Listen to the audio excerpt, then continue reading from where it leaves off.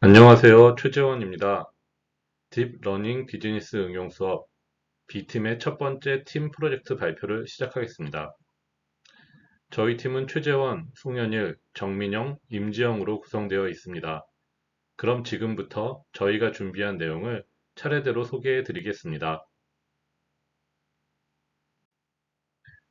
저희는 딥러닝 과제 수행을 위하여 다음과 같은 데이터셋을 선정하였습니다.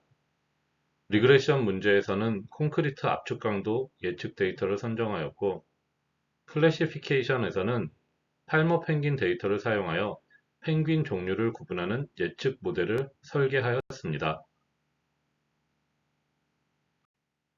첫 번째 리그레션, 콘크리트 압축 강도를 예측하는 문제입니다.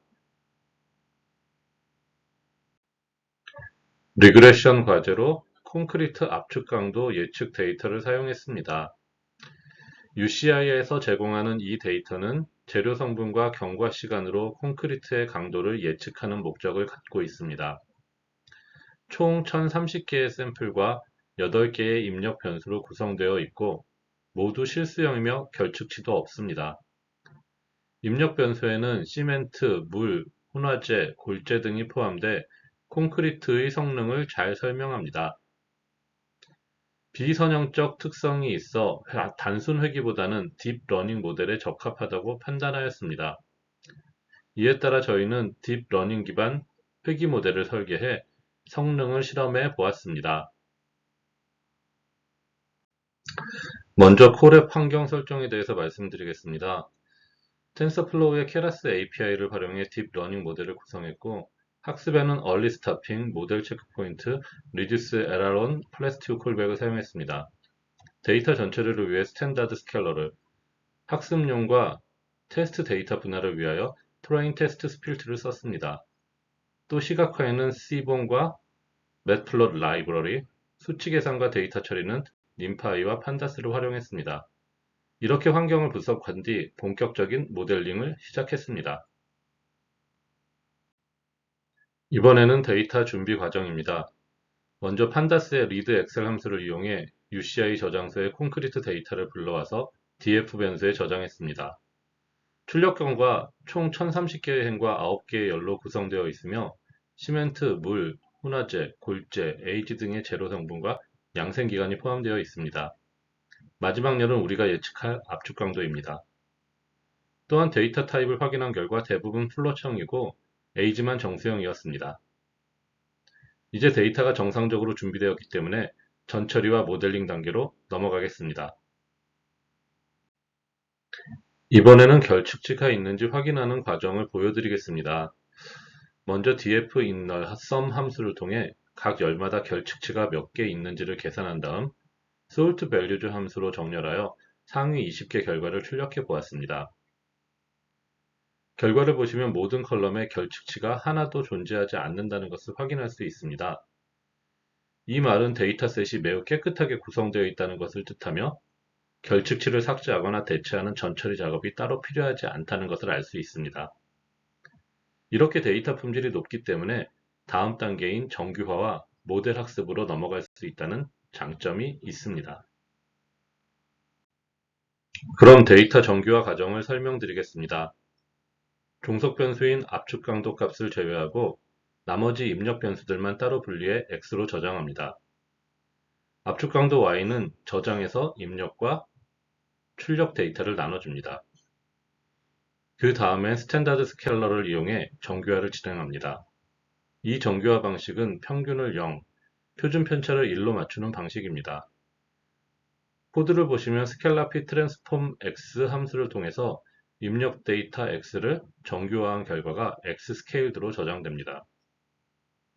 정규화된 데이터의 첫 5개 샘플을 출력한 결과 모든 값들이 비슷한 스케일을 갖고 있는 것을 확인할 수 있습니다. 마지막으로 xscaled mean 함수와 xscaled standard 함수를 이용해서 정규화된 데이터의 평균과 표준 편차를 출력하였습니다.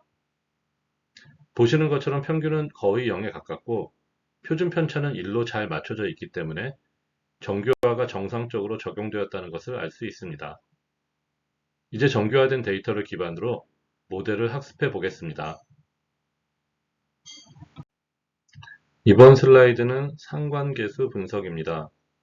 먼저 전체 변수 간 상관관계를 확인한 뒤 압축 강도와 가장 관련 있는 입력 변수들을 정렬해 보았습니다. 그 결과 시멘트가 약 0.49로 가장 높은 상관성을 보였고, 그 다음은 슈퍼플라스티사이저 A지 순이었습니다. 반대로 워터와 파인 어그리게이트는 음의 상관관계를 보여 압축 강도에 부정적인 영향을 줄 수 있음을 알 수 있었습니다. 이렇게 상관계수를 보면 중요한 변수를 사전에 파악할 수 있어 모델 설계에 많은 도움이 됨을 알 수 있습니다.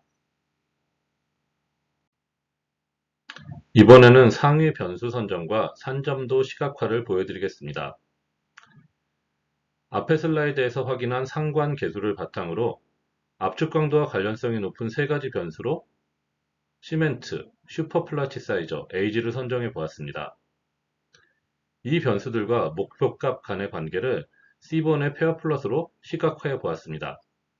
왼쪽 그래프를 보시면 시멘트는 압축 강도와 뚜렷한 양의 관계를 보이는 것을 알 수 있습니다. 슈퍼플라스티사이저는 약한 양의 관계, 에이지에서는 구간별 분포 특성이 나타난 것을 알 수 있습니다. 이러한 시각화는 단순 수치로는 파악하기 어려운 변수간 패턴을 한눈에 보여줘서 모델 설계나 변수 선택에 중요한 기초 자료가 됩니다. 안녕하세요. 정민영입니다. 이번 슬라이드는 데이터셋 분할과 딥러닝 모델 구성에 대한 내용입니다. 먼저 앞서 상관계수가 높다고 분석된 세 개의 변수, 즉 시멘트, 에이지, 그리고 슈퍼플라스틱 사이저를 선택해서 학습에 사용할 입력 변수로 지정했습니다. 이 세 개의 특성을 X로, 그리고 목표 변수인 콘크리트 압축 강도를 Y로 설정하고 전체 데이터셋을 훈련셋과 테스트셋으로 8:2 비율로 나눴습니다. 그 다음으로는 딥러닝 모델을 구성했고 시퀀셜 모델을 기반으로 총 4개의 층을 쌓았습니다. 입력층에는 16개의 노드를 두고 입력층은 32개, 16개로 구성되며 렐로 활성화 함수를 사용했습니다. 마지막 출력층은 노드 1개, 즉 하나의 연속적인 값을 예측하는 회귀 문제이기 때문에 활성화 함수는 따로 설정하지 않았습니다. 컴파일 단계에서는 아담 옵티마이저와 손실 함수로는 회귀에 적합한 평균 제곱 오차를 사용했습니다. 모델 구조는 모델 서머리를 통해 요약 정보를 확인했고 총 파라미터 수는 약 1153개로 비교적 경량 모델입니다.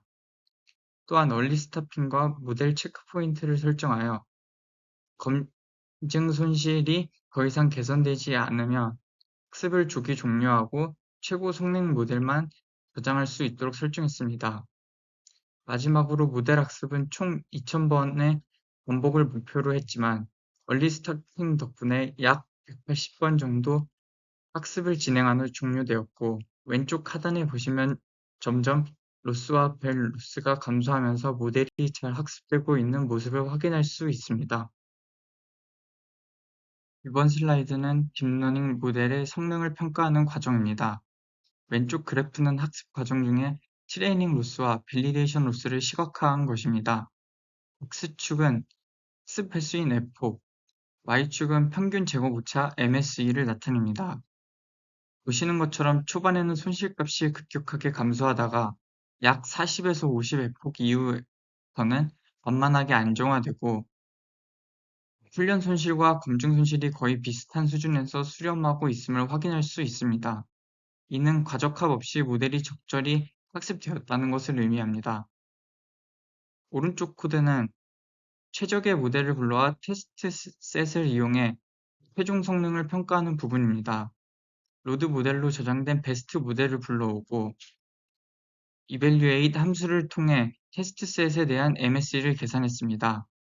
마지막 출력 결과는 다음과 같이 테스트 로스 MSE 값이 출력되며 이 수치는 모델이 테스트셋을 얼마나 정확히 예측했는지 보여주는 지표가 됩니다. 이번 슬라이드는 실제값과 예측값을 비교하여 모델의 성능을 정성적으로 평가하는 단계입니다. 왼쪽 코드는 예측 결과를 출력하는 코드입니다. 먼저 빈 리스트 3개를 준비해서 각각 실제 압축 강도, 예측된 압축 강도, 그리고 샘플 번호를 저장합니다. 그리고 모델을 이용해서 테스트 데이터에 대한 예측을 수행한 후 앞에서 25개 샘플을 대상으로 실제값과 예측값을 출력해 보았습니다. 오른쪽에 보시는 결과는 실제 압축 강도와 예측 압축 강도를 나란히 출력한 것입니다.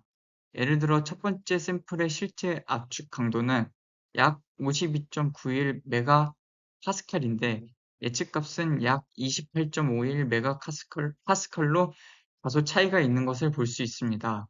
하지만 전체적으로 보면 예측값이 실제값의 추세를 대체로 잘 따라가는 경우가 많고, 특히 중간값 근처에서는 상당히 근접한 결과도 확인할 수 있습니다. 이러한 비교를 통해 수치적인 성능 MSE뿐 아니라 모델이 실제로 얼마나 현실적인 예측을 하는지도 직관적으로 판단할 수 있습니다. 이번 슬라이드는 예측값과 실제값을 시각적으로 비교한 그래프입니다. 그래프에서 주황색 선은 모델이 예측한 압축 강도, 파란색 선은 실제 측정된 압축 강도를 나타냅니다. X축은 테스트 샘플 번호, Y축은 압축 강도, 메가파스칼을 의미합니다. 전체적으로 보시면 예측값과 실제값의 추세가 유사하게 움직이는 구간이 많고, 특히 중간 압축 강도 영역에서는 꽤 정밀한 예측을 하고 있는 것을 확인할 수 있습니다. 다만 일부 샘플에서는 차이가 나는 부분도 있는데요. 이건 모델이 아직 완벽하지 않다는 것을 보여주는 예입니다. 이러한 차이는 데이터의 분포 또는 학습 데이터의 다양성 부족에서 기인할 수 있습니다.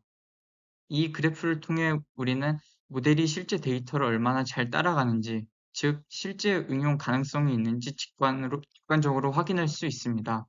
결론적으로 우리 모델은 전반적으로 꽤 괜찮다는 성능을 보여주고 있으며, 특히 중간값 측에 있어 신뢰성 있는 수준에 도달했다고 평가할 수 있습니다.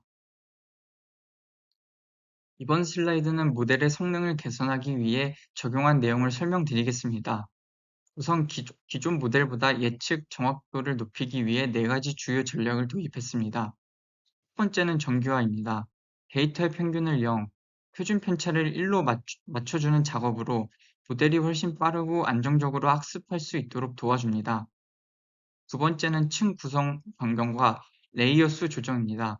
기존보다 더 깊고 복잡한 구조로 변경해서 비선형적인 관계를 더 잘 학습할 수 있도록 했습니다. 그 과정에서 배치 노멀라이제이션을 추가해서 학습 안정성을 높이고 드롭아웃을 넣어서 과적합을 방지했습니다. 세 번째는 학습률 감소 스케줄러도 사용했습니다. 이건 학습이 진행될수록 학습률을 줄여서 모델이 더 정밀하게 수렴할 수 있도록 돕는 방식입니다. 오른쪽 표를 보시면 새롭게 구성된 모델은 총 파라미터 수가 약 17,921개, 그중 훈련 가능한 파라미터는 17,409개로 이전보다 훨씬 더 복잡하고 정교한 구조임을 알 수 있습니다. 이처럼 여러 가지 개선 요소를 적용함으로써 기존보다 더 나은 예측 성능을 일반화 능력을 기대할 수 있습니다. 이번 슬라이드는 모델 학습을 어떻게 효율적으로 진행했는지, 그리고 학습 과정에서 과적합을 막기 위한 콜백 설정에 대해 설명하겠습니다. 먼저 모델 학습의 안정성과 성능 향상을 위해 총 3가지 콜백을 적용했습니다. 첫 번째는 얼리 스타핑입니다. 밸리데이션 로스가 일정 횟수 이상 개선되지 않으면 학습을 자동으로 중단하고 가장 성능이 좋았던 시점에 가중치를 복원하도록 설정했습니다.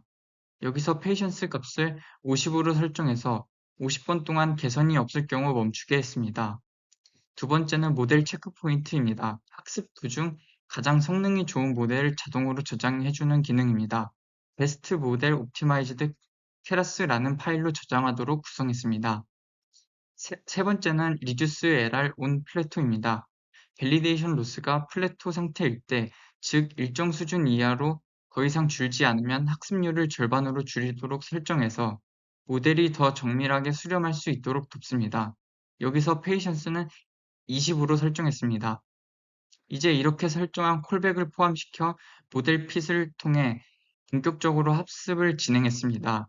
전체 에폭은 2000, 배치 사이즈는 32로 했고, 밸리데이션 데이터는 전체의 25%를 자동으로 분할해서 사용했습니다. 오른쪽에 보시면 학습 로그 일부가 보입니다. 에폭 40일에서 러닝 레이트가 절반으로 줄어드는 모습을 확인할 수 있습니다. 이는 모델이 어느 정도 수렴에 가까워졌다는 신호로 학습 스케줄러가 잘 작동하고 있다는 것을 보여줍니다. 이번 슬라이드는 최종적으로 모델이 얼마나 잘 학습되었는지를 평가하는 성능 평가입니다. 왼쪽에 있는 코드는 두 가지 주요 역할을 합니다. 먼저 학습 과정 중에 트레이닝 로스와 밸리데이션 로스를 시각화해서 학습이 정상적으로 잘 수렴되었는지를 확인합니다. 그리고 마지막 줄에서는 저장된 최적의 모델을 불러와서 테스트 데이터에 대한 최종 성능 평가를 합니다. 아래 그래프를 보시면 처음에는 손실값이 굉장히 큰 상태에서 시작했지만 폭이 진행될수록 트레이닝과 밸리데이션 로스가 안정적으로 감소하는 것을 확인할 수 있습니다. 특히 30에서 40 F폭 이후로는 거의 안정화된 수준을 유지하며 과적합 없이 학습이 잘 마무리된 것으로 보입니다. 실제 평가 지표도 함께 확인해보면 테스트 손실값인 MSE는 약 67.67, 그리고 MAE는 6.39 정도로 나타났습니다. 이 수치는 모델이 평균적으로 실제값과 약 6.4 정도 오차 범위 내에서 콘크리트의 압축 강도를 예측하고 있다는 의미입니다. 전반적으로 이전보다 훨씬 정교하게 학습되었고, 손실도 적으며 예측 안정성도 개선된 결과를 확인할 수 있었습니다. 이번 슬라이드는 모델이 실제로 얼마나 잘 예측했는지를 직접 보여주는 예측값 출력 결과입니다. 왼쪽 코드를 보시면 먼저 실제값과 예측값을 저장하기 위한 리스트를 만들고 학습이 완료된 모델을 활용해서 테스트 데이터에 대한 예측값을 도출합니다. 그리고 그중 상위 25개의 샘플을 선택해서 실제 압축 강도와 예측 압축 강도를 나란히 출력해주는 코드입니다. 오른쪽 결과를 보면요. 예를 들어 첫 번째 샘플의 실제 압축 강도는 52.91MPa, 예측값은 32.79MPa이었고, 세 번째 줄을 보면 실제 74.5MPa인데 예측은 52.91MPa로 전반적으로 예측이 잘 따라오긴 하지만 일부 샘플에서는 오차가 다소 있는 경우도 확인할 수 있습니다. 하지만 전체적으로 예측값이 실제값의 트렌드를 잘 따라가고 있고, 앞서 살펴본 MAE도 약 6.3 정도로 이 정도 오차면 실제 현장 예측 모델로도 기초적인 활용 가능성은 충분하다고 볼 수 있습니다. 이번 슬라이드는 예측값과 실제값을 시각화하여 비교한 결과입니다. 오른쪽 코드를 보시면 앞서 저장해둔 최적화된 모델을 통해 예측한 압축 강도와 실제값을 비교하는 그래프입니다. X축은 샘플 번호, Y축은 압축 강도를 의미하고 주황색 선은 예측값, 파란색 선은 실제값입니다. 이전에 학습했던 기본 모델과 비교해보면 예측선과 실제선이 훨씬 더 근접해 있다는 것을 확인할 수 있습니다. 이는 모델의 예측 정확도가 개선되었음을 시각적으로 보여주는 결과입니다. 구체적으로는 배치 노멀라이제이션을 통해 학습 안정성이 향상되었고, 드롭아웃 기법을 적용해 과적합을 방지했으며 학습률 감소 스케줄러를 통해 최적 지점까지 손실을 효과적으로 줄였습니다. 그 결과 이전보다 예측 곡선이 실제값과 더 밀접하게 따라가며 특히 극단적인 오차 구간이 줄어든 모습을 확인할 수 있습니다. 이러한 시각화는 단순히 수치상 지표뿐 아니라 모델의 예측 성능을 직관적으로 이해하는 데 큰 도움이 되며 현장 적용 가능성 또한 높여주는 근거 자료로 활용될 수 있습니다. 안녕하세요. 임지영입니다. 두 번째 클래시피케이션 주제는 팔모 펭귄의 종류를 구분하는 예측 모델입니다. 팔모 펭귄의 데이터를 활용하여 펭귄의 부리 길이, 깊이, 날개 길이, 체중 네 가지 특성을 분석해 세 종류의 펭귄을 구분하는 모델을 생성할 예정입니다. 코딩은 구글 콜앱 환경에서 실행합니다. 먼저 분석에 필요한 다양한 라이브러리를 불러옵니다. 판다스와 넘파이는 데이터 처리와 분석을 위해 사용합니다. 매플롯립은 데이터 시각화에 활용을 하고요. 사이킬러는 데이터 전처리와 분류 성능 평가에 사용됩니다. 딥러닝 모델을 구축하기 위한 라이브러리인 텐서플로우 케러스를 사용합니다. 이렇게 다양한 도구를 준비해서 데이터 분석과 모델링을 위한 환경을 갖춥니다. 이제 실제로 사용할 데이터를 불러옵니다. 해머 펭귄 데이터는 남극 펭귄의 여러 신체 정보와 종 정보를 담고 있습니다. 데이터셋을 불러오고 실제로 어떤 데이터가 들어있는지 확인합니다. 이때 해당 데이터의 결측치를 확인하기 위한 데이터 전처리 과정을 가집니다. 결측치를 확인했을 때 X값으로 사용할 X컬럼의 결측치가 확인되었습니다. 분석에 방해가 되는 결측값이 있는 행은 삭제합니다. 데이터 검증, 정보, 분포를 확인합니다. 화면과 보시다시피 그 데이터는 총 344행으로 구성되어 있으며 펭귄의 종류가 3종으로 구성된 것을 확인할 수 있습니다. 클래스 분포를 보시게 되면은 펭귄의 세 종류가 나와 있는데 이거를 통해 이제 예측하는 분류 모델을 생성할 예정입니다. 모델에 데이터를 넣기 전에 수치형 데이터와 범주형 데이터를 각각 적절히 변환합니다. 정규화 과정을 통해서 부리 길이, 몸무게 등 수치형 데이터를 표준화하여 모델이 잘 학습할 수 있도록 합니다. 특히 원핫 인코딩을 통해서 펭귄의 종이 문자열로 되어 있는데 머신러닝 모델이 이해할 수 있도록 0과 1로 변환합니다. 해당 데이터의 분포와 특성 간의 관계를 한눈에 볼 수 있도록 시각화합니다. 상관 그래프를 통해서 각 특성별로 펭귄 종에 따라 어떤 분포를 보이는지 시각적으로 확인합니다. 그래프의 각 행과 열은 데이터의 주요 변수, 즉 부리 길이, 부리 깊이, 날개 길이, 체중, 채집 연도를 나타냅니다. 대각선의 시각화를 보시면은 각 변수의 분포를 보여주는 커널 밀도 추정 그래프를 볼 수 있습니다. 예를 들어 부리 길이의 분포, 날개 길이의 분포 등 각 종별로 어떻게 값이 퍼져 있는지 확인할 수 있습니다. 대각선 이외의 산점도를 보시면 두 변수 간의 관계를 산점도로 나타냅니다.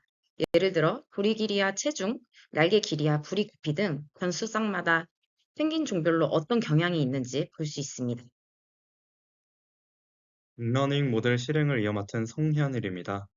우선 시퀀셜 함수를 사용하여 딥러닝 모델을 설계하였습니다.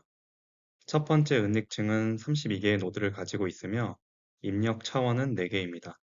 두 번째 은닉층은 16개의 노드로 구성했고 9층 모두 활성화 함수는 미그레션과 동일하게 가장 많이 사용하는 렐로를 적용했습니다. 마지막 출력층은 클래스가 3개이므로 3개의 노드를 두고 다중 클래스 분류 문제에 적합한 소프트맥스 활성화 함수를 사용했습니다. 이렇게 모델을 설계하면 데이터가 은닉층에서 기선형 변환을 거쳐 각 클래스에 대한 확률 값을 출력하게 됩니다. 그리고 모델 서머리 함수로 모델 요약을 통해 각 층의 출력 크기와 파라미터 개수를 확인할 수 있었습니다. 총 파라미터의 개수는 739개로 확인됩니다. 다음은 모델을 컴파일한 결과입니다. 손실함수는 다중 클래스 분류에 적합한 카테고리컬 크로스 엔트로피를 사용했고 옵티마이저는 가장 많이 쓰이는 아담으로 설정했습니다. 평가지표로는 정확도를 선택해 학습 과정에서 모델 성능을 지속적으로 확인하게 합니다. 다음은 데이터셋 분할 코드입니다. 전체 데이터셋은 훈련 60%, 검증 20%, 테스트 20% 비율로 나누었습니다. 처음에는 훈련용과 테스트용을 8대2로 나눈 후 훈련 데이터에서 25%를 검증용으로 따로 분리하는 방식입니다. 데이터를 무작위로 섞어서 학습하도록 하고 랜덤 스테이트를 42로 설정해 언제나 같은 결과가 재현 가능하도록 했습니다. 다음은 조기 종료 구현입니다. 우선 얼리 스타핑 콜백 설정을 통해 검증 손실값이 5회 연속 개선되지 않으면 학습을 조기 종료하도록 하여 과적합 방지하고 최종 모델을 저장하게 합니다. 그리고 모델 체크포인트 콜백으로 학습 중 가장 성능이 좋았던 모델만 별도로 저장합니다. 이렇게 하면 최종 모델을 나중에 바로 불러 쓸 수 있습니다. 모델 fit 함수로 실제 모델 학습을 수행했으며 총 200개의 에폭, 배치 사이즈는 40으로 지정했습니다. 훈련 데이터의 25%를 자동으로 검증 데이터로 사용해 학습 중 검증 성능을 체크하였으며 학습 과정을 히스토리 객체에 기록해 나중에 시각화하거나 분석할 수 있도록 했습니다. 학습이 완료된 후 테스트 데이터셋을 사용해 모델의 최종 성능을 평가했습니다. 출력된 테스트 정확도는 모델이 학습에 사용하지 않는 새로운 데이터에 대해 얼마나 정확하게 예측하는지를 나타냅니다.